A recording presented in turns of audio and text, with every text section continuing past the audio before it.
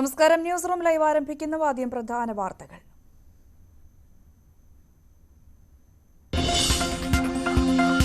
രാഹുൽ ഗാന്ധിയുടെ ഭാരത് ജോഡോ ന്യായ് യാത്രയ്ക്ക് ഇന്ന് തുടക്കം. മണിപ്പൂരിൽ മല്ലികാർജ്ജുൻ ഖാർഗെ ഫ്ളാഗ് ഓഫ് ചെയ്യും. 15 സംസ്ഥാനങ്ങളിലൂടെ 6713 കിലോമീറ്റർ യാത്ര.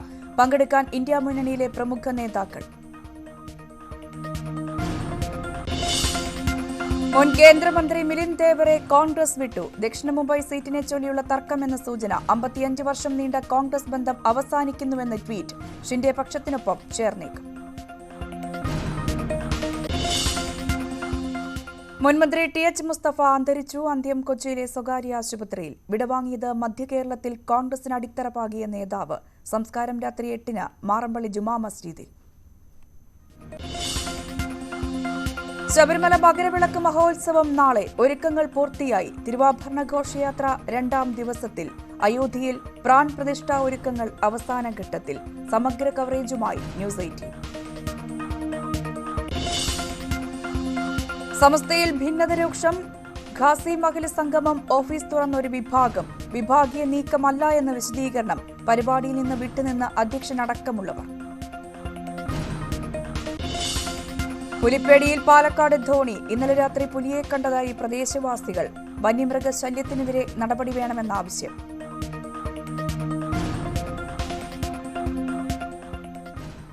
ഭാരത് ജോഡോ ന്യായ് യാത്രയ്ക്ക് ഇന്ന് മണിപ്പൂരിൽ തുടക്കം. തൗബാലിൽ എ.ഐ.സി.സി അധ്യക്ഷൻ മല്ലികാർജ്ജുൻ ഖാർഗെ യാത്ര ഫ്ളാഗ് ഓഫ് ചെയ്യും. 15 സംസ്ഥാനങ്ങളിൽ കടന്നുപോകുന്ന യാത്ര 6713 കിലോമീറ്റർ പിന്നിട്ട് മാർച്ച് 20-ന് മുംബൈയിൽ അവസാനിക്കും. വാർത്തയുടെ വിശദാംശങ്ങളുമായി രാകേഷ് ചേരുന്നുണ്ട്. രാകേഷ്, 2ാം ഭാരത് ജോഡോ യാത്രയ്ക്ക് ഇന്ന് തുടക്കമാവുകയാണ്. എപ്പോഴാണ് തുടക്കമാവുക? ഹിന്ദി ഹൃദയഭൂമിയിലുള്ള യാത്രയിൽ കോൺഗ്രസിന് എത്രമാത്രം പ്രതീക്ഷയാണുള്ളത്? രഞ്ജിനി, ഭാരത് ജോഡോ ന്യായ് യാത്രയ്ക്ക് ഇന്ന് ഏതായാലും തുടക്കമാവുകയാണ്. നേരത്തെ ഭാരത് ജോഡോ യാത്ര, രാഹുൽ ഗാന്ധി നടത്തിയ ഭാരത് ജോഡോ യാത്ര, കന്യാകുമാരിയിൽ നിന്ന് ശ്രീനഗറിലേക്ക് നടത്തിയ യാത്ര വലിയ വിജയമായിരുന്നു എന്ന് തന്നെയാണ് കോൺഗ്രസിന്റെ വിലയിരുത്തൽ. കാരണം അതിനുശേഷം ഈ യാത്ര കടന്നുപോയ പ്രധാനപ്പെട്ട 2 സംസ്ഥാനങ്ങളായ കർണാടകയിലും തെലങ്കാനയിലും രാഷ്ട്രീയ മാറ്റത്തിന്, അധികാര മാറ്റത്തിന് വഴിവെച്ചു. അവിടെ കോൺഗ്രസ് അധികാരത്തിൽ വരികയും ചെയ്തു. അപ്പോൾ സ്വാഭാവികമായും വലിയ പ്രതീക്ഷയോടുകൂടി തന്നെയാണ് ഈ ലോക്സഭാ തെരഞ്ഞെടുപ്പിന് തൊട്ട് മുമ്പ് രാജ്യത്തിൻ്റെ കിഴക്കേ ഭാഗത്ത് നിന്ന് പടിഞ്ഞാറോട്ട് നടത്തുന്ന യാത്രയിൽ കോൺഗ്രസ് ഏതായാലും പ്രതീക്ഷ വെച്ചു പുലർത്തുന്നത്. 12 മണിക്ക് എ.ഐ.സി.സി അധ്യക്ഷൻ മല്ലികാർജ്ജുൻ ഖർഗെയാണ് ഈ യാത്ര ഫ്ളാഗ് ഓഫ് ചെയ്യുക. നേരത്തെ 14 സംസ്ഥാനങ്ങളിലൂടെയാണ് ഈ യാത്ര നിശ്ചയിച്ചിരുന്നെങ്കിൽ പിന്നീട് അത് 15 സംസ്ഥാനമായി ഉയർത്തുകയും ചെയ്തു. മണിപ്പൂരിൽ നിന്ന്, തൗബാലിൽ നിന്നാണ് ഇന്ന് യാത്ര ആരംഭിക്കുന്നത്. നേരത്തെ ഇംഫാലിൽ നിന്ന് ആരംഭിക്കാനാണ് നിശ്ചയിച്ചിരുന്നത്. പക്ഷേ നിലവിൽ മണിപ്പൂരിലെ സാഹചര്യങ്ങൾ അതിനെ പറ്റിയ അന്തരീക്ഷമല്ല എന്ന് നിരീക്ഷിച്ചുകൊണ്ട് സംസ്ഥാന സർക്കാർ ഈ യാത്രയ്ക്ക് ഇംഫാലിൽ നിന്ന് ആരംഭിക്കാൻ അനുമതി നിഷേധിക്കുകയായിരുന്നു. തുടർന്നാണ് തൗബാലിലെ യുദ്ധസ്മാരകത്തിൽ നിന്ന് ഇന്ന് ഏതായാലും യാത്ര ആരംഭിക്കുന്നത്. ആദ്യ യാത്ര അത് പൂർണ്ണമായും കാൽനടയായിരുന്നെങ്കിൽ ഇത്തവണ ബസ്സിലും ഒപ്പം തന്നെ കാൽനടയായാണ് ഈ യാത്ര നിശ്ചയിച്ചിരിക്കുന്നത്. ഏതാണ്ട് 90 കിലോമീറ്റർ ദൂരമാണ് ഒരു ദിവസം പിന്നിടുക. അതിൽ 80 കിലോമീറ്റർ ദൂരവും ബസ്സിൽ സഞ്ചരിക്കും. ബാക്കി 8-10 കിലോമീറ്റർ രാഹുൽ ഗാന്ധി നടക്കും എന്നാണ് ഇപ്പോൾ എ.ഐ.സി.സി നേതൃത്വം അറിയിക്കുകയും ചെയ്തിട്ടുള്ളത്. ഏതായാലും ഹിന്ദി ഹൃദയഭൂമിയിലൂടെ ഈ യാത്ര കടന്നു പോകുന്നു എന്ന പ്രത്യേകതയുണ്ട്. കാരണം കഴിഞ്ഞ യാത്ര യു.പിയിലെ പ്രധാനപ്പെട്ട ഭാഗങ്ങളൊന്നും തന്നെ കടന്നിരുന്നില്ല. ഒപ്പം തന്നെ ഹിന്ദി ഹൃദയഭൂമിയിലെ പ്രധാനപ്പെട്ട സംസ്ഥാനങ്ങളായ മധ്യപ്രദേശ്, ബീഹാർ, ജാർഖണ്ഡ് തുടങ്ങിയ സംസ്ഥാനങ്ങളിലൂടെയും ഈ യാത്ര കടന്നു പോവുകയും ചെയ്തിരുന്നില്ല. ഏതായാലും ലോക്സഭാ തെരഞ്ഞെടുപ്പിൽ വലിയ മുന്നേറ്റം നടത്തണമെങ്കിൽ, അല്ലെങ്കിൽ കോൺഗ്രസിന് പ്രതീക്ഷ കാക്കണമെങ്കിൽ, അധികാരത്തിലെത്താനുള്ള സാധ്യത തുറക്കണമെങ്കിൽ ഹിന്ദി ഹൃദയഭൂമിയിൽ വലിയ വിജയം അനിവാര്യമാണ്. കഴിഞ്ഞ തെരഞ്ഞെടുപ്പിലൊക്കെ തന്നെ മധ്യപ്രദേശിലും യു.പിയിലും ബീഹാറിലുമൊക്കെ വലിയ തിരിച്ചടി കോൺഗ്രസിന് ഉണ്ടായതാണ്. അപ്പോൾ സ്വാഭാവികമായും ഈ യാത്രയിലൂടെ വലിയ പ്രതീക്ഷ ഏതായാലും കോൺഗ്രസ് വെച്ചു പുലർത്തുന്നുണ്ട്. ഈ യാത്ര വലിയ രാഷ്ട്രീയ മാറ്റത്തിന് തന്നെ വഴിവെക്കുമെന്ന പ്രതീക്ഷയാണ് കോൺഗ്രസ് നേതൃത്വം വെച്ചു പുലർത്തുന്നത്. ഏതായാലും 66 ദിവസത്തിന് ശേഷം മാർച്ച് 20-ന് മുംബൈയിലാണ് ഈ യാത്രയുടെ സമാപനം നിശ്ചയിച്ചിരിക്കുന്നത്. സ്വാഭാവികമായും അപ്പോഴേക്കും ലോക്സഭാ തെരഞ്ഞെടുപ്പിന്റെ പ്രഖ്യാപനം വരും. അങ്ങനെ ആദ്യഘട്ട തെരഞ്ഞെടുപ്പിന് മുമ്പായി യാത്ര അവസാനിക്കുന്ന രീതിയിലാണ് ഇപ്പോൾ ഇതിന്റെ ഷെഡ്യൂൾ ഏതായാലും നിശ്ചയിച്ചിരിക്കുന്നത്. രാകേഷാണ് വിശദാംശങ്ങൾ നൽകിയത്.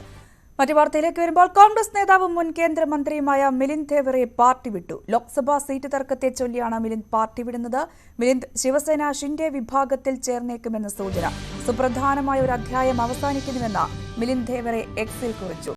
രാകേഷ് തന്നെ വിശദാംശങ്ങൾ പങ്കുവയ്ക്കും. രാകേഷ്, ലോക്സഭാ തെരഞ്ഞെടുപ്പ് പടിവാതിക്കൽ വന്ന് നിൽക്കുമ്പോഴാണ് കോൺഗ്രസിന്റെ പ്രധാനപ്പെട്ട ഒരു നേതാവ് സീറ്റിനെ ചൊല്ലിയുള്ള തർക്കത്തിൽ പാർട്ടി വിടുന്നത്. ഇതിൽ ഏറ്റവും പ്രധാനം ഇന്നിപ്പോൾ ജോഡോ ന്യായ് യാത്ര മണിപ്പൂരിൽ നിന്നും ആരംഭിക്കുന്നു. അതിനിടയിൽ പ്രധാനപ്പെട്ട ഒരു നേതാവ് പാർട്ടി വിട്ടു പോകുമ്പോൾ കോൺഗ്രസിനെ സംബന്ധിച്ച് എങ്ങനെയാണ് അതിനെ കാണേണ്ടത്? മുൻ കേന്ദ്രമന്ത്രിയും ഒപ്പം തന്നെ പ്രധാനപ്പെട്ട യുവ നേതാവുമായ മിലിന്ദ് ദേവറയാണ് ഇപ്പോൾ പാർട്ടി വിട്ടിരിക്കുന്നത്. ഏതായാലും ഭാരത് ജോഡോ ന്യായ് യാത്ര തുടങ്ങുന്ന ദിവസം തന്നെയാണ് മിലിന്ദ് പാർട്ടി വിടാൻ തീരുമാനിച്ചിരിക്കുന്നത് തന്നെയാണ് ഏറ്റവും വലിയ പ്രത്യേകത. നേരത്തെ തന്നെ മിലിന്ദ് ദേവറ പാർട്ടി വിട്ടേക്കുമെന്ന അഭ്യൂഹങ്ങൾ ശക്തമായിരുന്നു. എന്നാൽ മിലിന്ദിനൊപ്പം നിൽക്കുന്നവരുമെല്ലാം തന്നെ ഇത് വെറും പ്രചാരണം മാത്രമാണെന്ന് പറഞ്ഞുകൊണ്ട് ഇതെല്ലാം തള്ളിക്കളയുകയായിരുന്നു. ഇപ്പോഴേതായാലും മിലിന്ദ് ദേവറ എക്സിലൂടെ തന്നെയാണ് പാർട്ടി വിടുന്ന കാര്യം പ്രഖ്യാപിച്ചിരിക്കുന്നത്. അതായത് സുപ്രധാനമായ ഒരു അധ്യായം അവസാനിച്ചിരിക്കുന്നു. ഇന്ത്യൻ നാഷണൽ കോൺഗ്രസുമായുള്ള 55 വർഷത്തെ ബന്ധം അവസാനിപ്പിക്കുകയാണ് എന്നാണ് ഇപ്പോൾ മിലിന്ദ് ദേവറ എക്സിൽ കുറിച്ചിരിക്കുന്നത്. കാരണം ലോക്സഭാ സീറ്റിനെ ചൊല്ലിയാണ് മിലിന്ദ് ദേവറ ഇപ്പോൾ പാർട്ടി വിടുന്ന തീരുമാനത്തിലേക്ക് എത്തിയിരിക്കുന്നത്. അതായത് മുംബൈ സൗത്ത് മണ്ഡലം എന്ന് പറയുന്നത് മിലിന്ദ് ദേവറയുടെ അച്ഛൻ മുരളി ദേവറയുടെ കാലം തൊട്ട് കുടുംബം പ്രതിനിധീകരിക്കുന്ന മണ്ഡലമാണ്. മുരളി ദേവറ ഏതാണ്ട് 1980 മുതൽ സ്ഥിരമായി ആ മണ്ഡലത്തിൽ നിന്ന് മത്സരിച്ച് വിജയിച്ചതാണ്. ഏറ്റവും ഒടുവിൽ UPA സർക്കാരിൻ്റെ കാലത്ത്, ഒന്നാം UPA സർക്കാരിൻ്റെ കാലത്തും രണ്ടാം മൻമോഹൻ സിംഗ് സർക്കാർ, രണ്ടാം UPA സർക്കാരിൻ്റെ കാലത്തും പെട്രോളിയം മന്ത്രിയായിരുന്നു. ഏതാണ്ട് 2006 മുതൽ 2011 വരെയുള്ള കാലഘട്ടത്തിൽ കേന്ദ്ര പെട്രോളിയം മന്ത്രിയായിരുന്നു മുരളി ദേവറ. അതിനുശേഷം 2014 തെരഞ്ഞെടുപ്പിൽ ശിവസേനയുടെ അരവിന്ദ് സാവന്തിനോട് മുരളി ദേവറ തോൽക്കുകയാണ് ഉണ്ടായത്. 2014 നവംബറിലാണ് മുരളി ദേവറ അന്തരിക്കുകയും ചെയ്തത്. അതിനുശേഷം 2019 ലോക്സഭാ തെരഞ്ഞെടുപ്പ് വരുമ്പോൾ മിലിന്ദ് ദേവറ ആ മണ്ഡലത്തിലേക്ക് മത്സരിക്കാനെത്തി. പക്ഷേ വീണ്ടും അവിടെ ശിവസേനയിലെ അരവിന്ദ് സാവന്ത് തന്നെ വിജയിക്കുന്ന സാഹചര്യമുണ്ടായി. ഏതായാലും രാഷ്ട്രീയ മാറ്റങ്ങൾക്ക് വേദിയായൊരു സംസ്ഥാനമാണ് മഹാരാഷ്ട്ര. കഴിഞ്ഞ തവണ അവിടെ NCPയും കോൺഗ്രസുമാണ് കാലങ്ങളായി ലോക്സഭാ തെരഞ്ഞെടുപ്പിലൊക്കെ ഒരുമിച്ച് മത്സരിച്ചതെങ്കിൽ ഇത്തവണ ശിവസേനയിലെ ഉദ്ധവ് താക്കറെ വിഭാഗം കൂടി ഈ സഖ്യത്തിൻ്റെ ഭാഗമാണ്. സ്വാഭാവികമായും 23 സീറ്റ് വേണം എന്ന ആവശ്യം ശിവസേന വിഭാഗം ഉന്നയിക്കുകയും ചെയ്യുന്നുണ്ട്. അവർ ഉന്നയിക്കുന്ന പ്രധാനപ്പെട്ട ഒരു സീറ്റാണ് മുംബൈ സൗത്ത്. അപ്പോൾ ആ മണ്ഡലം നൽകാമെന്നൊരു ധാരണ ഏതാണ്ട് ആയ ഘട്ടത്തിലാണ് ഏതായാലും പാർട്ടി വിടുന്നു എന്ന തീരുമാനത്തിലേക്ക് ഇപ്പോൾ മിലിന്ദ് ദേവറ എത്തുകയും ചെയ്തിട്ടുള്ളത്. ശിവസേന ഏക്നാഥ് ഷിൻഡെ വിഭാഗത്തിൽ മിലിന്ദ് ദേവറ ചേർന്നേക്കുമെന്നാണ് സൂചന. ഏതായാലും പ്രധാനപ്പെട്ട നേതാവ് കൂടി ഇപ്പോൾ പാർട്ടി വിടുന്ന സാഹചര്യമുണ്ടായി. കാരണം കഴിഞ്ഞ ലോക്സഭാ തെരഞ്ഞെടുപ്പ് ഘട്ടത്തിലൊക്കെ മുംബൈ PCCയുടെ അധ്യക്ഷനായിരുന്നു മിലിന്ദ് ദേവറ. പിന്നീട് പരാജയത്തിന് പിന്നാലെയാണ് അധ്യക്ഷ സ്ഥാനം രാജിവെക്കുകയൊക്കെ ചെയ്തത്. ഏതായാലും ഈ സീറ്റ് നിർണയത്തെ ചൊല്ലി ഈ സീറ്റ് വിട്ടു നൽകുന്ന തീരുമാനത്തിൽ വലിയ അതൃപ്തനായിരുന്നു മിലിന്ദ് ദേവറ. അതാണിപ്പോൾ പാർട്ടിയിൽ നിന്ന് പുറത്തു പോകുന്ന കാരണത്തിലേക്ക് വഴിവെച്ചിരിക്കുന്നത്. രഞ്ജിനി. TR രാഗേഷാണ് വാർത്തയുടെ വിശദാംശങ്ങൾ പങ്കുവച്ചത്. മറ്റു വാർത്തകളിലേക്ക് വരുമ്പോൾ കോൺഗ്രസ് നേതാവും മുൻ മന്ത്രിയുമായ TH മുസ്തഫ അന്തരിച്ചു. കൊച്ചിയിലെ സ്വകാര്യ ആശുപത്രിയിലായിരുന്നു അന്ത്യം. നവമി ദിനേശ് വാർത്തയുടെ വിശദാംശങ്ങൾ പങ്കുവയ്ക്കും. നവമി, കോൺഗ്രസിനെ സംബന്ധിച്ച് ഒരു മുതിർന്ന നേതാവിനെ കൂടി അവർക്ക് നഷ്ടമായിരിക്കുന്നു. പ്രത്യേകിച്ചും എറണാകുളത്തെ സംബന്ധിച്ചിടത്തോളം എറണാകുളത്തെ കോൺഗ്രസിനൊരു അടിത്തറ പാകിയ നേതാവാണ് നഷ്ടമായിരിക്കുന്നത്. എങ്ങനെയാണ് വിശദാംശങ്ങൾ? എപ്പോഴാണ് സംസ്കാരം ഉൾപ്പെടെയുള്ള കാര്യങ്ങളിൽ തീരുമാനമായിട്ടുണ്ടോ? ഇന്ന് പുലർച്ചെ ഏകദേശം 5 മണിയോടുകൂടിയാണ് TH മുസ്തഫ എറണാകുളത്തെ ആസ്റ്റർ മെഡിസിറ്റിയിൽ ദീർഘനാളായി ചികിത്സയിലായിരുന്നു. വാർദ്ധക്യ അസുഖത്തെ തുടർന്ന് അന്തരിച്ചത്. അദ്ദേഹത്തിന്റെ മൃതദേഹം ഇപ്പോൾ ആലുവയിലുള്ള വീട്ടിൽ പൊതുദർശനത്തിന് വെക്കുകയാണ്. അതിനുശേഷം 8 മണിയോടുകൂടിയായിരിക്കും ഖബറടക്കം നടക്കുക. ഖബറടക്കം മാമ്രള്ളി ജമാമത്ത് ഖബർസ്ഥാനിയിലായിരിക്കും നടക്കുക. മറ്റിടങ്ങളിലൊന്നും പൊതുദർശനത്തിന് വെക്കുകയില്ല എന്നാണ് ഏറ്റവും ഒടുവിലായി അറിയുന്നത്. അദ്ദേഹത്തിന്റെ ആലുവയിലുള്ള വീട്ടിൽ തന്നെയായിരിക്കും പൊതുദർശനം ഇപ്പോൾ ആരംഭിച്ചിരിക്കുന്നു. അൻവസാദ് MLA അടക്കമുള്ള കോൺഗ്രസ് നേതാക്കളെല്ലാം അവിടേക്ക് എത്തി തുടങ്ങുന്നുണ്ട്. അതോടൊപ്പം തന്നെ പ്രവർത്തകരും അദ്ദേഹത്തെ സ്നേഹിക്കുന്ന നാട്ടുകാരും എല്ലാം തന്നെ അദ്ദേഹത്തിനെ അവസാനമായി കാണാൻ ആദരാഞ്ജലികൾ അർപ്പിക്കാനായി അവിടേക്ക് എത്തിക്കൊണ്ടിരിക്കുകയാണ്. എറണാകുളം ജില്ലയെ സംബന്ധിച്ച് അല്ലെങ്കിൽ കൊച്ചി പോലുള്ള ഒരു നഗരത്തെ സംബന്ധിച്ച് ഗ്രാമനഗര വ്യത്യാസമില്ലാതെ സംഘടനകൾ നടത്തി പാർട്ടിയെ ശക്തിപ്പെടുത്തുവാൻ മുന്നിൽ നിന്ന് നയിച്ച ഒരു വ്യക്തിയാണ് TH മുസ്തഫ. അതിൽ ഏറ്റവും പ്രധാനം അദ്ദേഹം എറണാകുളത്തെ DCC ഓഫീസ് അടക്കം അദ്ദേഹത്തിന്റെ കയ്യിൽ നിന്നും പണം മുടക്കിയാണ് ആ DCC ഓഫീസ് വരെ സ്ഥാപിച്ചത്. അങ്ങനെ പാർട്ടിയെ എറണാകുളം ജില്ലയിൽ ഏറ്റവും കൂടുതൽ ശക്തിപ്പെടുത്തുന്നതിന് വേണ്ടി അദ്ദേഹം വഹിച്ച പങ്ക് വളരെ വലുതാണ്. വിശ്വസിക്കുന്ന പ്രസ്ഥാനത്തിന്റെ വളർച്ചയ്ക്ക് വേണ്ടി കഠിനാധ്വാനം ചെയ്ത ഒരു നേതാവാണ് TH മുസ്തഫ. അതുതന്നെയാണോ അതോടൊപ്പം അദ്ദേഹത്തിന്റെ നിലപാടുകൾ കരുണാകരൻ കേരളത്തിൽ പിളർപ്പുണ്ടായപ്പോൾ അദ്ദേഹത്തിനോടൊപ്പം നിന്ന് പാർട്ടിക്ക് ഗ്രൂപ്പിനൊപ്പം നിന്ന് പാർട്ടിയെ നയിച്ച കരുണാകരന് എല്ലാവിധ പിന്തുണയും നൽകിയ നിലപാട് വ്യക്തമാക്കിയ ഒരു നേതാവാണ്. പാർട്ടിയെയും അല്ലെങ്കിൽ കോൺഗ്രസിനെ സംബന്ധിച്ച് അദ്ദേഹത്തിന്റെ നഷ്ടം, അദ്ദേഹത്തിന്റെ വേർപാട് വലിയൊരു നഷ്ടമായി തന്നെ തുടരുകയും ചെയ്യും. എറണാകുളം അതിൽ ഏറ്റവും പ്രധാനം അദ്ദേഹത്തിന്റെ പ്രസംഗമാണ്. അദ്ദേഹം മണിക്കൂറുകളോളം പ്രസംഗിച്ച് ആളുകളെ പിടിച്ചിരുത്താൻ, പ്രവർത്തകർക്ക് ആവേശം പകരാൻ അദ്ദേഹത്തെ കഴിഞ്ഞൊരു നേതാവുണ്ടോ എന്നത് സംശയം തന്നെയാണ്. അത് തന്നെയാണ് അദ്ദേഹത്തിനെ കുറിച്ച് ഓർക്കുന്ന കോൺഗ്രസിലെ ഇപ്പോഴുള്ള മുതിർന്ന നേതാക്കൾ അടക്കം പറയുന്നത്. അദ്ദേഹത്തിന്റെ പ്രസംഗം കേൾക്കാൻ വേണ്ടി മാത്രം തടിച്ചുകൂടുന്ന ഒരു കൂട്ടം പ്രവർത്തകർ ഉണ്ടായിരുന്നു. അദ്ദേഹത്തിന്റെ രാഷ്ട്രീയ പ്രവർത്തനം നോക്കുകയാണെങ്കിൽ യൂത്ത് കോൺഗ്രസിലൂടെയായിരുന്നു അദ്ദേഹം രാഷ്ട്രീയ രംഗത്തേക്ക് പ്രവേശനം. എറണാകുളത്തെ പെരുമ്പാവൂർ വാഴക്കുളത്താണ് അദ്ദേഹം ജനിക്കുകയും ചെയ്തത്. പിന്നീട് യൂത്ത് കോൺഗ്രസ് മണ്ഡലം പ്രസിഡന്റായും ബ്ലോക്ക് കമ്മിറ്റി പ്രസിഡന്റായും ജില്ലാ ജനറൽ സെക്രട്ടറിയും തുടങ്ങിയൊക്കെ വലിയ സ്ഥാനങ്ങൾ അദ്ദേഹം വഹിച്ചു. 14 വർഷം DCC പ്രസിഡന്റായും സേവനം അനുഷ്ഠിച്ചു. 1977 ആലുവയിൽ നിന്നും ആദ്യമായി അദ്ദേഹം നിയമസഭാ അംഗമാകുന്നത്. പിന്നീട് അദ്ദേഹം കുന്നത്തുനാട്ടിലായിരുന്നു മത്സരിച്ചത്. അതും 1982-ലും 1987-ലും 1991-ലും 2001-ലും അദ്ദേഹം നിയമസഭയിലെത്തി. അതിൽ 1991 മുതൽ 95 വരെ കെ കരുണാകരൻ മന്ത്രിസഭയിലെ ഭക്ഷ്യ പൊതുവിതരണ വകുപ്പ് മന്ത്രിയായും അദ്ദേഹം പ്രവർത്തിച്ചു. അദ്ദേഹത്തിന്റെ ആ ഭക്ഷ്യമന്ത്രിയായി അദ്ദേഹം തുടർന്ന കാലങ്ങളിലെല്ലാം അദ്ദേഹത്തിൽ മികച്ച പ്രവർത്തനമാണ് കാഴ്ചവെച്ചത്. ഈ റേഷൻ കടകളിലൊക്കെ പോയി സാധാരണക്കാർക്ക്, പാവപ്പെട്ടവർക്ക് ഭക്ഷ്യസാധനങ്ങളെല്ലാം ലഭിക്കുന്നുണ്ടോ എന്നുള്ളതെല്ലാം കൃത്യമായി അന്വേഷിക്കുന്നതിലൊക്കെ, അങ്ങനെ പ്രവർത്തിക്കുന്ന മേഖലകളിലെല്ലാം തന്റെ എല്ലാ വിധത്തിലുള്ള പൂർണ്ണ മനോഭാവം അർപ്പിച്ചുകൊണ്ട്, അല്ലെങ്കിൽ പ്രവർത്തകർക്ക് വേണ്ടി, സാധാരണക്കാർക്ക് വേണ്ടി തനിക്ക് പരാതി കൊണ്ട് തന്റെ മുന്നിൽ പരാതിയുമായി എത്തുന്നവർക്കെല്ലാം ഒരു പരിഹാരം നേടിക്കൊടുക്കുന്നതിൽ, പരിഹാരം തേടുന്നതിലൊക്കെ അദ്ദേഹം വളരെ നേരം രാപ്പകലില്ലാതെ പ്രവർത്തിച്ച ഒരു വ്യക്തിയാണ്. പാർട്ടിയെ സംബന്ധിച്ച് വലിയൊരു നഷ്ടം തന്നെയാണ്. രാഷ്ട്രീയ കേരളത്തിന് DH മുസ്തഫ വിടവാങ്ങുമ്പോൾ അത് വലിയൊരു നഷ്ടം തന്നെയാണ്. രഞ്ജിനി, എന്തായാലും അദ്ദേഹത്തിന്റെ പൊതുദർശനം ഇപ്പോൾ ആലുവയിലെ വീട്ടിൽ പുരോഗമിക്കുകയാണ്. നേതാക്കളടക്കം, കോൺഗ്രസിലെ അടക്കം നേതാക്കൾ അവിടേക്ക് കോൺഗ്രസിനെ സംബന്ധിച്ച് വലിയൊരു നഷ്ടമാണ് DH മുസ്തഫയിലൂടെ ഇപ്പോൾ ഉണ്ടായിരിക്കുന്നത്. എന്തായാലും പൊതുദർശനം ആലുവയിലെ വീട്ടിൽ നടക്കുന്നു. വൈകിട്ട് 8 മണിക്കാണ് സംസ്കാര ചടങ്ങുകൾ നടക്കുക. നവമി ദിനേശാണ് വാർത്തയുടെ വിശദാംശങ്ങൾ പങ്കുവച്ചത്. മറ്റു വാർത്തയിലേക്ക് വരികയാണെങ്കിൽ, ഭക്തസഹസ്രങ്ങൾ പ്രാർത്ഥനയോടെ കാത്തിരിക്കുന്ന ശബരിമല മകരവിളക്ക് ഉത്സവം നാളെ വൈകിട്ട് 6:40 തീർത്ഥാടകർക്ക് മകരവിളക്ക് ദർശിക്കാൻ കഴിയും.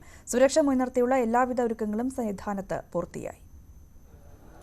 മണ്ഡല മകരവിളക്ക് തീർത്ഥാടന കാലത്തെ ഏറ്റവും പ്രാധാന്യമുള്ള ദിവസമായ നാളെ സന്ധ്യയ്ക്ക് കിഴക്കൻ ചക്രവാളത്തിൽ മകരജ്യോതി തെളിയും. ആ സമയം പൊന്നമ്പലമേട്ടിൽ മകരവിളക്കും തീർത്ഥാടകർക്ക് കാണാനാകും. പുലർച്ചെ 2:46 മകരസംക്രമ പൂജ.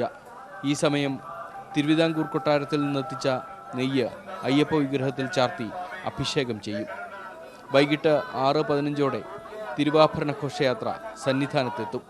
തുടർന്ന് അയ്യപ്പ വിഗ്രഹത്തിൽ തിരുവാഭരണം ചാർത്തിയുള്ള ദീപാരാധന. ഈ സമയം 18 മലകൾക്കും മീതെ ശരണം വിളികൾ പ്രകമ്പനം തീർക്കും. അതിനിടെ കിഴക്കൻ ചക്രവാളത്തിൽ മകരജ്യോതി തെളിയും. ഒപ്പം പൊന്നമ്പലമേട്ടിൽ മകരവിളക്കും. ഏറ്റവും പ്രാചീനമായൊരു ഉത്സവത്തിൻ്റെ ആരംഭമാണല്ലോ മകരവിളക്ക്. അപ്പോൾ ഇത് ഇതിൻ്റെ പഴക്കം തന്നെയാണ് ഇതിൻ്റെ മഹിമ എന്ന് തോന്നുന്നു. കാരണം വളരെ എത്ര പഴക്കമുണ്ടെന്ന് നമുക്ക് ആർക്കും അറിയില്ല. അത്രയും പഴയൊരു അന്ന് മുതൽ ആവർത്തിച്ച് വരുന്നൊരു ചടങ്ങാണ്. അപ്പോൾ അത് തന്നെയാണ് അതിൻ്റെ സവിശേഷതയും. തിരക്ക് കണക്കിലെടുത്ത് തീർത്ഥാടകരുടെ എണ്ണത്തിൽ നിയന്ത്രണം ഏർപ്പെടുത്തിയിട്ടുണ്ടെങ്കിലും കൂടുതൽ പേർ എത്തുമെന്നാണ് ദേവസ്വം ബോർഡിൻ്റെ പ്രതീക്ഷ. വിളക്കിനോട് അനുബന്ധിച്ചുള്ള പ്രത്യേക പൂജാ ചടങ്ങുകൾ ഇന്നലെ ആരംഭിച്ചു. ADGP MR അജിത് കുമാറിൻ്റെ നേതൃത്വത്തിൽ 2500-ലധികം പോലീസുകാരെ ഡ്യൂട്ടിക്ക് നിയോഗിച്ചിട്ടുണ്ട്. കേന്ദ്രസേനകളും ഇതര സംസ്ഥാനങ്ങളിലെ പോലീസുകാരും സുരക്ഷാ ഡ്യൂട്ടിക്കുണ്ട്. ന്യൂസ് 18 സന്നിധാനം. അങ്ങനെ സന്നിധാനത്ത് എല്ലാ ഒരുക്കങ്ങളും പൂർത്തിയാണ്. നാളെയാണ് മകരവിളക്ക്. വലിയ തിരക്ക് സന്നിധാനത്ത് അനുഭവപ്പെടുന്നുണ്ട്. എല്ലാ രീതിയിലുള്ള ക്രമീകരണങ്ങളും ദേവസ്വം ബോർഡിന്റെ ഭാഗത്തു നിന്നും ഉണ്ടാകുന്നുണ്ട്. എങ്ങനെയാണ് ഒരുക്കങ്ങളും ക്രമീകരണങ്ങളും എന്നൊക്കെ നമുക്ക് വിശദമായി തന്നെ നോക്കാം. സന്നിധാനത്ത് നിന്ന് സജീവ് സി വാര്യരും ഡാൻ കുര്യനും തയ്യാറാക്കിയ റിപ്പോർട്ട് കൂടി കാണാം. മകരവിളക്ക് ഉത്സവത്തിനുള്ള ഒരുക്കങ്ങളെല്ലാം പൂർത്തിയായി കഴിഞ്ഞിരിക്കുന്നു. ഇനി ഏതാനും മണിക്കൂറുകൾ മാത്രമാണ് നമുക്ക് ബാക്കിയുള്ളത്. ആ പുണ്യ നിമിഷത്തിനു വേണ്ടിയുള്ള തീർത്ഥാടക ലക്ഷങ്ങളുടെ കാത്തിരിപ്പ് ഇനി മണിക്കൂറുകൾ മാത്രമേ ഉള്ളൂ. പ്രത്യേകിച്ചും വിവിധ സംസ്ഥാനങ്ങളിൽ നിന്ന് എത്തിയ തീർത്ഥാടകർ ഇവിടെയുണ്ട്. അവർ ഒക്കെ തന്നെ കഴിഞ്ഞ ദിവസങ്ങളിൽ വന്നവരൊക്കെ തന്നെ ഇവിടുത്തെ തങ്ങുന്ന സാഹചര്യമുണ്ട്. പലരും പർണശാലകൾ കെട്ടിയും ടെൻറ്റുകൾ കെട്ടിയും വെറുതെ വിരിവെച്ചും ഒക്കെ താമസിക്കുന്നുണ്ട്. കൊടും തണുപ്പിൽ അത് വലിയ വലിയ ശീതക്കാറ്റിൽ ആളുകൾ താമസിക്കുന്ന ഒരു സാഹചര്യം നമുക്ക് കാണാൻ സാധിക്കും. പ്രത്യേകിച്ചും വിവിധ ഇടങ്ങളിലായാണ് ആളുകൾ തങ്ങുന്നത്. അവിടെയെല്ലാം തന്നെ സുരക്ഷ ഒരുക്കുന്ന കാര്യത്തിൽ നടപടികൾ പുരോഗമിച്ചിട്ടുണ്ട്. ഇന്നലെ DGP തന്നെ നേരിട്ട് വന്ന ക്രമീകരണങ്ങൾ വിലയിരുത്തുന്ന ഒരു സാഹചര്യമുണ്ടായിരുന്നു. പമ്പയിലും സന്നിധാനത്തും അതുപോലെ നിലയ്ക്കലുമെല്ലാം അദ്ദേഹം നേരിട്ട് കാര്യങ്ങൾ വിലയിരുത്തി അവലോകന യോഗങ്ങൾ ചേർന്നു. ദേവസ്വം ബോർഡും മറ്റ് വകുപ്പ് ഉദ്യോഗസ്ഥരുമെല്ലാം തന്നെ ഇന്നലെ യോഗം ചേരുകയുണ്ടായി. ഇന്നും തുടർന്നുള്ള കാര്യങ്ങളുണ്ടാകും. ദേവസ്വം മന്ത്രി നേരിട്ടെത്തിയേക്കും എന്നാണ് അറിയുന്നത്. ഈ തരത്തിൽ നടപടികൾ പുരോഗമിക്കുന്നതിനിടെയാണ് തീർത്ഥാടക ലക്ഷ്യങ്ങൾ വന്നുകൊണ്ടിരിക്കുന്നത്. ഇന്നലെ 53,000 പേരാണ് സന്നിധാനത്ത് എത്തിയത്. അതായത് 18-ാം പടി ചവിട്ടിയത് ഉള്ള കണക്കുകളാണത്. കൂടുതൽ പേർ സിവിൽ ദർശനം വഴി വന്നിരിക്കാം. അതോടൊപ്പം ഇന്ന് 17,000 20,000 പേരാണ് രാവിലത്തെ മണിക്കൂറുകളിൽ ഉണ്ടായിരുന്നത്. ഇപ്പോൾ നമുക്കൊപ്പം ഡാൻ കുര്യൻ ഉണ്ട്. ഡാൻ കുര്യൻ, പ്രത്യേകിച്ചും നമുക്ക് സുരക്ഷയുടെ കാര്യത്തിൽ ഇത്തവണ കൂടുതൽ ശ്രദ്ധ കൊടുത്തിട്ടുണ്ട് എന്നാണ് തോന്നുന്നത്. എന്തൊക്കെയാണ്? തീർച്ചയായിട്ടും. അതായത് ഈ 1000 ഉദ്യോഗസ്ഥരെ അധികമായി നിയോഗിക്കേണ്ടി വന്ന സാഹചര്യം അവർ കൃത്യമായി പറയുന്നതനുസരിച്ച് നാളെ പൊങ്കലാണ്, തമിഴ്നാട്ടിൽ നിന്നുള്ള ഭക്തരുടെ എണ്ണത്തിൽ കുറവുണ്ടാകുമെന്ന് പറയുമ്പോഴും തെലങ്കാനയിൽ നിന്നും ആന്ധ്രാപ്രദേശിൽ നിന്നും കർണാടകത്തിൽ നിന്നും അതോടൊപ്പം തന്നെ കേരളത്തിൻ്റെ വിവിധ ഭാഗങ്ങളിൽ നിന്ന് എത്തുന്ന ഭക്തർ അവർ മുൻവർഷങ്ങളെ അപേക്ഷിച്ച് കൂടുതലായി എത്തിയേക്കുമെന്നാണ് സൂചന. ഇന്നലെ മുതൽ തന്നെ പമ്പയിലേക്ക് ഇന്നലെ ഉച്ച കഴിഞ്ഞ ശേഷം പമ്പയിൽ നിന്ന് സന്നിധാനത്തേക്ക് കയറുന്ന ഭക്തരുടെ എണ്ണത്തിൽ ഒരു വർധനമുണ്ട്. അതോടൊപ്പം ഇന്ന് നേരത്തെ സൂചിപ്പിച്ച പോലെ സജീവ് പറഞ്ഞ പോലെ 50,000 പേർ സ്പോട്ട് ബുക്കിംഗ് വഴി എത്തിയേക്കാം. നാളെ 40,000 പേർ, അങ്ങനെ ഈ 90,000 പേർ ഇവിടെ തമ്പടിക്കുന്നവരാണ്. അതിന് പുറമെയാണ് ഇന്നലെയും മറ്റും ഇവിടെ എത്തി പർണശാലകൾ കെട്ടി മകര വിളക്ക് അല്ലെ മകരജ്യോതി ദർശനത്തിന് വേണ്ടി കാത്തിരിക്കുന്നവർ. അങ്ങനെ ഏതാണ്ട് 2 ലക്ഷം പേരെയാണ് സന്നിധാനത്തും പരിസരത്തും മാത്രം നാളെ ഉദ്യോഗസ്ഥർ പ്രതീക്ഷിക്കുന്നത്, അധികൃതർ പ്രതീക്ഷിക്കുന്നത്. എന്തായാലും 10 പ്രധാനപ്പെട്ട വ്യൂ പോയിന്റുകളിൽ മകരവിളക്ക് ദർശനത്തിന് വേണ്ടിയിട്ടുള്ള സൗകര്യങ്ങളാണ് ഒരുക്കിയിരിക്കുന്നത്. അതിൽ ഇവിടെ VIP ഗസ്റ്റുകൾക്ക് വേണ്ടിയിട്ടായിരിക്കും പ്രധാനമായി. അതോടൊപ്പം സർക്കാർ പ്രതിനിധികൾ, ദേവസ്വം ബോർഡിൻ്റെ ഭാരവാഹികൾ അടക്കമുള്ളവരായിരിക്കും, ഈ പന്തളം രാജകുടുംബാംഗങ്ങൾ അവരടക്കമുള്ളവരായിരിക്കും ഈ സന്നിധാനത്ത് മകരവിളക്ക് ദർശനം നടത്തുന്നതിന് വേണ്ടിയിട്ടുള്ള ക്രമീകരണം ഒരുക്കിക്കുന്നത്. അതിനപ്പുറത്തേക്ക് ഈ സന്നിധാനത്തും പരിസരത്തുമായി തടിച്ചു കൂടിയിരിക്കുന്നവർക്ക് പാണ്ടിത്താവളം, അപ്പാച്ചിമേട് ഈ 2 പ്രധാനപ്പെട്ട വ്യൂ പോയിന്റുകളിൽ നിന്നുകൊണ്ട് മകരവിളക്ക് ദർശനം സാധ്യമാകുന്ന തരത്തിലുള്ള ക്രമീകരണം. കൊപ്രാക്കളവും അതുപോലെ മാളികപ്പുറവും എല്ലാം അല്ല, തീർച്ചയായിട്ടും ഈ പ്രധാനപ്പെട്ട 2 സ്ഥലങ്ങൾ അതാണ്. അതിനു പുറമെ ഇടുക്കി ജില്ലയിലെ നേരത്തെ നമ്മൾ റിപ്പോർട്ട് ചെയ്യുന്നത് പോലെ 3 പുല്ലുമേട്, അതോടൊപ്പം പരുന്തുംപാറ. ഇതിൽ തന്നെ പുല്ലുമേട്ടിലാണ് അവരൊരു റിസ്ക് ഫാക്ടർ ഏറ്റവും കൂടുതലുള്ളത്. അതുകൊണ്ട് തന്നെയാണ് അവിടെ ഏറ്റവും കൂടുതൽ സുരക്ഷയ്ക്ക് പോലീസ് പ്രാധാന്യം കൊടുക്കുന്നത്. അവിടെ ജില്ലാ കളക്ടർ നേരിട്ടാണ് അവിടുത്തെ ക്രമീകരണങ്ങൾക്ക് മേൽനോട്ടം വഹിക്കുന്നത്. അവിടെ കൂടുതൽ ഉദ്യോഗസ്ഥരെ വിന്യസിച്ചിട്ടുണ്ട്. ഏതാണ്ട് 5 SP-മാരാണ് ഈ 10 വ്യൂ പോയിന്റുകളിലായി ഈ സുരക്ഷാ ക്രമീകരണങ്ങൾ മേൽനോട്ടം വഹിക്കുകയെന്നാണ് മനസ്സിലാക്കാൻ കഴിയുന്നത്. അതുകൊണ്ട് തന്നെ കൃത്യമായി ഇന്നു മുതൽ ഇങ്ങോട്ട് കയറുന്ന ഭക്തരുടെ എണ്ണത്തിൽ നിയന്ത്രണം ഏർപ്പെടുത്തിയിട്ടുണ്ട്. 50,000-ആയി നിജപ്പെടുത്തുന്നതിനുള്ള ക്രമീകരണം ചെയ്തിട്ടുണ്ട്. ഇവർ ഇവിടുന്ന് മടങ്ങി പോകുന്നത് വരെ പോലീസിനെ സംബന്ധിച്ച്, ദേവസ്വം ബോർഡ് ഭാരവാഹികളെ സംബന്ധിച്ച് വെല്ലുവിളി അങ്ങനെ തുടരുകയാണ്. അതുകൊണ്ട് ആശങ്ക പ്രധാനമായും ഒരു എക്സിറ്റ്, ആളുകളുടെ തിരിച്ചുപോക്കാണ് പ്രധാന പ്രശ്നം. അതിനും പദ്ധതി ഉണ്ടാക്കിയിട്ടുണ്ട്. തീർച്ചയായിട്ടും ഇവിടേക്ക് വരുന്നവർ പല വഴിയായി ഇവിടേക്ക് എത്തും. പക്ഷേ ഇവിടുന്ന് മടങ്ങി പോകുന്നവർക്ക് സുരക്ഷിതമായി മടങ്ങി പോകുന്നവരുടെ ക്രമീകരണം ഒരുക്കുക എന്ന് പറയുന്ന ഒരു വലിയ വെല്ലുവിളിയാണ്. ആ വെല്ലുവിളിയാണ് സുഗമമായി നടത്തുന്നതിന് വേണ്ടി ഇങ്ങനെ ഒരു എക്സിറ്റ് പ്ലാൻ തയ്യാറാക്കിക്കൊണ്ട് വളരെ കൃത്യമായ ഒരു ആസൂത്രണം അക്കാര്യത്തിൽ ഉണ്ടായിരിക്കുന്നത്. അത് വിജയകരമായി തന്നെ നടപ്പിലാക്കാൻ കഴിയുമെന്ന ശുഭപ്രതീക്ഷയാണ് അവർ പങ്കുവെക്കുന്നത്. എന്തായാലും കാത്തിരിക്കുകയാണ് ഭക്തലക്ഷങ്ങൾ. നാളെ വൈകുന്നേരം മകര രാശിയിൽ അല്ലെങ്കിൽ മകര സംക്രമ നാളിൽ പുണ്യദർശനം തേടി ഇവിടേക്ക് എത്തുന്ന ഭക്തലക്ഷങ്ങൾ ആ പുണ്യ നിമിഷത്തിന് വേണ്ടിയുള്ള കാത്തിരിപ്പിലാണ്. ഡാൻ പറഞ്ഞത് പ്രകാരം ഏറ്റവും മനോഹരമായ രീതിയിൽ, ഏറ്റവും ഭക്തി നിർഭരമായ രീതിയിൽ, സുരക്ഷിതമായ രീതിയിൽ ഭക്തലക്ഷങ്ങൾക്ക് മകരജ്യോതി ദർശനം സാധ്യമാകുന്ന ഒരു സാഹചര്യം ഒരുക്കാനുള്ള പ്രവർത്തനങ്ങളിലാണ് ദേവസ്വം ബോർഡും പോലീസും മറ്റ് വകുപ്പുകളും എല്ലാം തന്നെ. ശബരിമല തീർത്ഥാടന കാലത്തെ കണ്ണീരിലാഴ്ത്തിയ പുല്ലുമേട് ദുരന്തത്തിന് 13 വയസ്സ്. തിക്കിലും തിരക്കിലും പെട്ട് 102 പേർക്കാണ് ജീവൻ നഷ്ടമായത്. വണ്ടിപ്പെരിയാറിലെ വള്ളക്കടവ് ഉപ്പുപാറയിലാണ് ദുരന്തമുണ്ടായത്. ശബരിമല തീർത്ഥാടന കാലത്തെ കണ്ണീരിലാഴ്ത്തിയ പുല്ലുമേട് ദുരന്തത്തിന് 13 വയസ്സ്. തിക്കിലും തിരക്കിലും പെട്ട് 102 പേർക്കാണ് ജീവൻ നഷ്ടമായത്. വണ്ടിപ്പെരിയാറിലെ വള്ളക്കടവ് ഉപ്പുപാറയിലാണ് ദുരന്തമുണ്ടായത്. 2011 ജനുവരി 14 രാത്രി 7:30 മകരജ്യോതി ദർശിച്ച് മടങ്ങിയവരാണ് അപകടത്തിൽപ്പെട്ടത്. വെളിച്ചക്കുറവും അശാസ്ത്രീയ പാർക്കിങ്ങും പോലീസുകാരുടെ എണ്ണത്തിലുണ്ടായ കുറവുമാണ് ദുരന്തത്തിന്റെ ആഴം കൂട്ടിയത്. കുട്ടികൾ ഉൾപ്പെടെ 102 പേർക്ക് ജീവൻ നഷ്ടമായി. ദുരന്തത്തിന് കാരണം സർക്കാർ വകുപ്പുകളുടെ ഗുരുതര വീഴ്ചയാണെന്ന് justice NR Hariharan Nair commission റിപ്പോർട്ടിൽ വ്യക്തമാക്കിയിരുന്നു. അപകടത്തിന്റെ പശ്ചാത്തലത്തിൽ തുടർ വർഷങ്ങളിൽ കനത്ത സുരക്ഷയാണ് പുല്ലുമേട്ടിൽ ഒരുക്കുന്നത്. ഇത്തവണ മകരവിളക്ക് ദർശനത്തിനെത്തുന്ന ഭക്തരെ നിയന്ത്രിക്കാൻ 1400 പോലീസുകാർ ഉണ്ടാവും. 1400 പോലീസുകാർ നമ്മൾ ഡിപ്ലോയ് ചെയ്തിട്ടുണ്ട്. 6 ഡിവൈഎസ്പിമാരുടെ മേൽനോട്ടത്തിൽ ഡിപ്ലോയ്മെന്റ് നമ്മൾ എൻഷുർ ചെയ്യും. തീർത്ഥാടകർക്ക് എല്ലാ സപ്പോർട്ടും പിന്തുണയും പോലീസിന്റെ ഭാഗത്തുനിന്നുണ്ടാവും. കുമളിയിൽ നിന്ന് 65 KSRTC സർവീസുകളാണ് ഏർപ്പെടുത്തിയിട്ടുള്ളത്. ഉച്ചയ്ക്ക് 1 മണിവരെയാണ് സർവീസ്. വള്ളക്കടവിൽ നിന്നും പുല്ലുമേട് ടോപ്പ് വരെ ഓരോ കിലോമീറ്റർ ഇടവിട്ട് ആംബുലൻസ്, മെഡിക്കൽ സേവനം, കുടിവെള്ളം എന്നിവയും ഉറപ്പാക്കുമെന്നും പോലീസ് അറിയിച്ചു. ന്യൂസ് 18 ഇടുക്കി. അയോധ്യ ഒരുങ്ങുന്നു.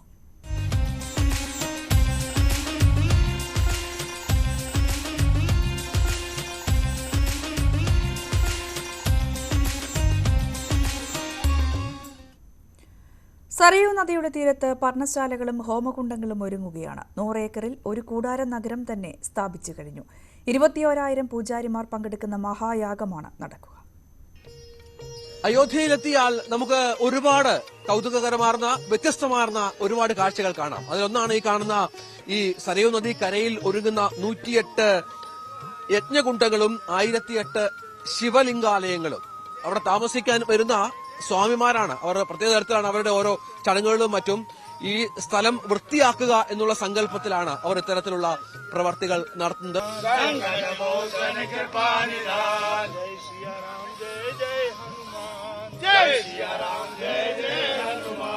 हम लोग खाकचौक श्री हनुमान मंदिर बद्रीनाथ धाम, वहाँ सारी टीम हमारी वहीं की है कि 550 वर्षों के बाद ये मौका मिला, ये बहुत बड़ी बात है. हमारे बच्चे छोटे छोटे 500 वर्षों से यही सुनते आ रहे थे कि मंदिर टूटा, मंदिर टूटते हुए देखा, जब दुनिया भर की इसी प्रकार की बातें. लेकिन आज सौभाग्य प्राप्त हो रहा है उन बच्चों को भी, उन पूरी जितने भी लोग संसार में आज विराजमान हैं, सब मंदिर को बनते हुए देख रहे हैं.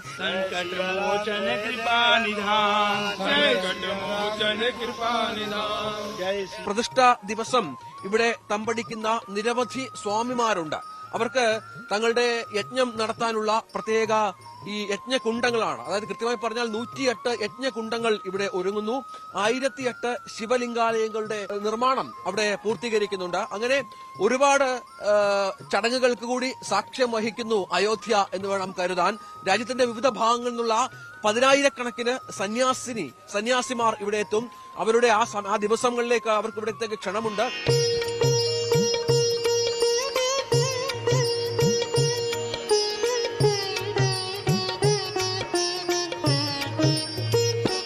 സരയൂ നദിയുടെ തീരത്ത് 1008 ശിവലിംഗങ്ങൾ പൂജിക്കും. തുടർന്ന് നിമഞ്ജനം ചെയ്യും.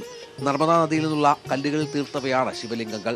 സൂറത്തിൽ നിന്നുള്ള വ്യാപാരികൾ നൽകുന്നത് 31,500 കിലോഗ്രാം നെയ്യ്. രാമായണത്തിലെ 24,000 ശ്ലോകങ്ങളുടെ മന്ത്രോച്ചാരണത്താൽ നിറയും ഇനിയുള്ള ദിവസങ്ങളിൽ അയോധ്യ.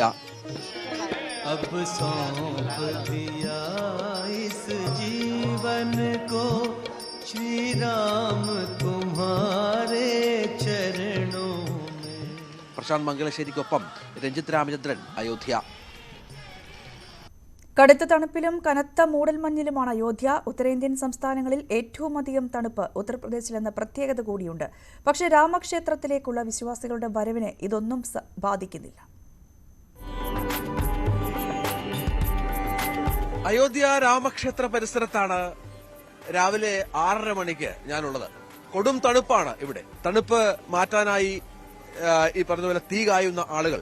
ഇത്ര വലിയ തണുപ്പിലും പക്ഷെ അയോധ്യയിലെ ആഘോഷങ്ങളുടെയോ അല്ലെങ്കിൽ രാമജന്മ ക്ഷേത്രവുമായി ബന്ധപ്പെട്ട തയ്യാറെടുപ്പുകളുടെയോ ചൂടുകൾക്കൊട്ടും കുറവില്ല.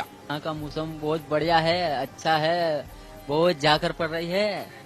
सुबह से चालू हो जाता है तो 10 बजे तक ऐसा लगता है, ऐसा मौसम रहता है. ये टोपी और है ना जैकेट निकलते ही नहीं पूरा दिन तक. ऐसा है मौसम. हाँ बहुत ठंड है मौसम, गलन बहुत है. बहुत आते इधर पब्लिक, मतलब 11 बजे से शुरू हो जाएगी ना, शाम तक पूरा भरपूर पब्लिक रहता है यहाँ पे. और हाँ यहाँ पे क्या जल्दी ठंड गिरता है, इसकी वजह से थोड़ा कम, अभी सुबह सुबह में कम आती है और 11 बजे से ज्यादा पब्लिक आती है।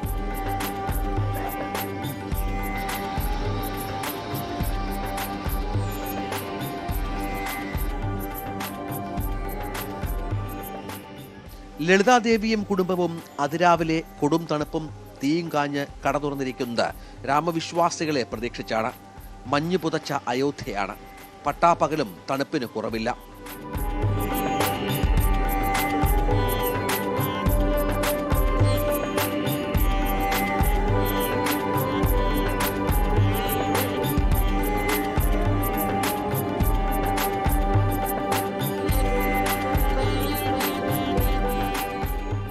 സാധാരണയേക്കാൾ തണുപ്പാണ് എന്ന് മറ്റ് ഉത്തരേന്ത്യൻ സംസ്ഥാനങ്ങളിൽ നിന്ന് വരുന്ന മാധ്യമപ്രവർത്തകരും പറയുന്നു. അങ്ങനെ തണുപ്പിലും മഞ്ഞിലും കുളിച്ച അയോധ്യയാണ് രാമഭക്തരെ സ്വാഗതം ചെയ്യുന്നത്. പ്രശാന്ത് മംഗലശ്ശേരിക്കൊപ്പം രഞ്ജിത് രാമേന്ദ്രൻ, അയോധ്യ. കൈവട്ട് പരാമർശത്തിൽ SKSSF നേതാവ് സത്താർ പന്തല്ലൂരിനെതിരെ കേസ്. IPC വകുപ്പ് 153 പ്രകാരം മലപ്പുറം പോലീസാണ് കേസെടുത്തത്. അഷ്റഫ് കളത്തിങ്കൽ എന്നയാളുടെ പരാതിയിലാണ് കേസ്. ഈ ബുള്ളറ്റിൻ ഇവിടെ പൂർണ്ണമാവുകയാണ്. കൂടുതൽ വാർത്തകൾക്കും വിശദാംശങ്ങൾക്കും malayalam.news18.com.